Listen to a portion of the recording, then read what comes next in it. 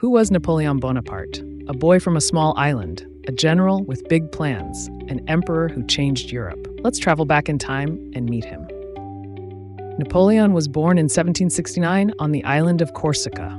Mountains, sea winds, and a noisy home full of children.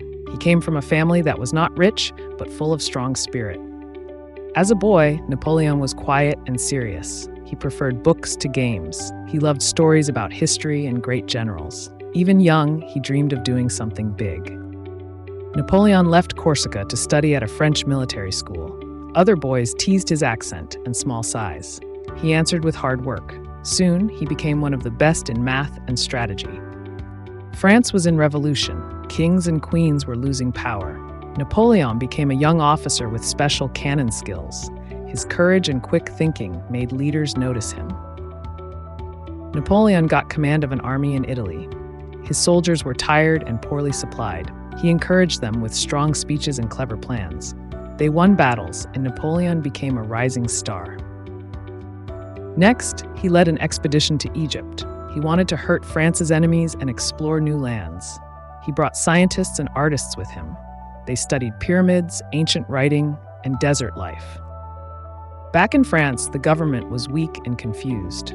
People were tired of chaos. In 1799, Napoleon helped take control of the state. He became the main leader, called First Consul. Napoleon wanted stronger, more permanent power.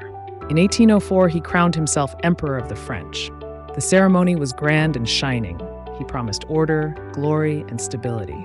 Napoleon didn't only fight battles. He helped create new laws called the Napoleonic Code.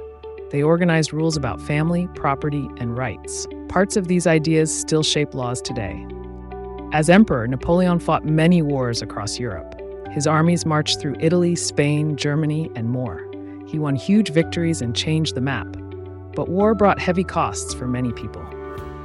In 1812, he made a risky choice. He led a massive army into Russia. Winter came early, food ran out, and soldiers suffered.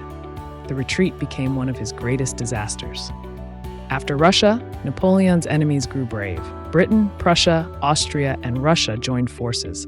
Napoleon lost several battles. In 1814, he was forced to give up his throne. Napoleon was sent to a small island called Elba. He ruled only this tiny place now. He walked the hills, planned small changes, and watched the sea. But inside, he still dreamed of returning. Less than a year later, he escaped from Elba. He returned to France, and soldiers joined him again. For 100 days, he ruled once more. But at Waterloo in 1815, he was finally defeated. This time, he was sent far away to St. Helena. There, he spent his last years writing and remembering. He died in 1821, far from home. People still argue, hero, villain, or a mix of both. Napoleon Bonaparte started as a small boy with big dreams. He changed laws, led armies, and reshaped Europe. His story shows how one person's choices can affect millions. What do you think of Napoleon's life? Thanks for traveling with PastPorts Kids. Tap like, hit subscribe, and ring the bell to meet more amazing people from the past.